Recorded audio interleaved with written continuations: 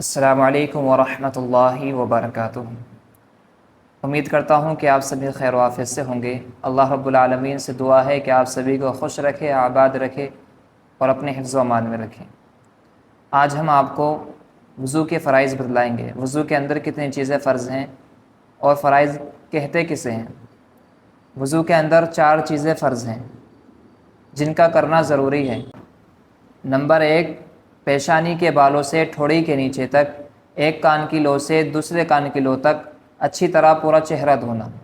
پیشانی کے بال یہاں سے شروع ہوتے ہیں، جہاں سے ہمارے یہ بال یہاں سے شروع ہوتے ہیں، ٹھیک ہے، پیشانی یہاں سے شروع ہوتی ہے، ٹھوڑی کے نیچے تک ایک کان کی لو سے دوسرے کان کی لو تک اچھی طریقے سے پورا چہرہ دھونا، ٹھیک ہے۔ نمبر 2، دونوں ہاتھوں کو کونیوں سمیت دھونا، جیسے کہ ہم یہاں سے دھونا شروع کریں گے اور اس طرح سے کونیوں سمیت یہاں تک ہم اچھی طریقے سے دونوں ہاتھوں کو دھو لیں گے، ٹھیک ہے۔ نمبر 2، دونوں ہاتھوں کو کونیوں سمیت دھونا۔ نمبر 3، چوتھائی سر کا مسح کرنا۔ اگر آپ نے ہاتھ کو جو ہے پانی سے تر کر لیا، گیلا کر لیا، ٹھیک ہے، اس کے بعد میں آپ نے یوں کر کے پھیر لیا اتنے سر پر، تو آپ کا چوتھائی سر کا مسح جو ہے ادا ہو جائے گا۔ تو نمبر 3 ہے چوتھائی سر کا مسح کرنا۔ نمبر 4، دونوں پاؤں کو ٹخنوں سمیت دھونا۔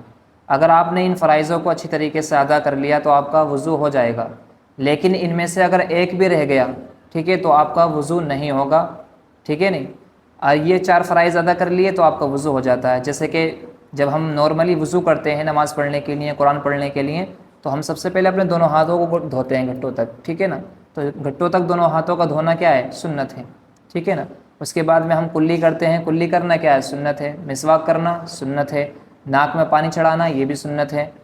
تو اس کے بعد ہم چہرہ دھوتے ہیں، یہ فرض ہے۔ چہرہ دھونے کے بعد ہم جو ہے دونوں ہاتھوں کو دھوتے ہیں، یہ فرض ہے۔ ہاتھ دھونے کے بعد ہم سر کا مسح کرتے ہیں، یہ فرض ہے۔ کانوں کا مسح کرتے ہیں، کانوں کا مسح کرنا سنت ہے۔ گردن کا مسح کرتے ہیں، گردن کا مسح کرنا مستحب ہے۔ اس کے بعد میں ہم دونوں پاؤں کو دھو لیتے ہیں، پاؤں کا دھونا فرض ہے۔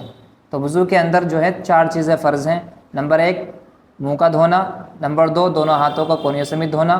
نمبر 3، چوتھائی سر کا مسح کرنا۔ نمبر 4، دونوں پاؤں کو ٹخنوں سمیت دھونا۔ اگر آپ نے ان فرائضوں کو ادا کر لیا آپ کا وضو ہو جائے گا، لیکن ان میں سے اگر ایک بھی رہ گیا تو آپ کا وضو نہیں ہوگا۔ امید کرتا ہوں کہ آپ کو وضو کے فرائض سمجھ میں آ گئے ہوں گے۔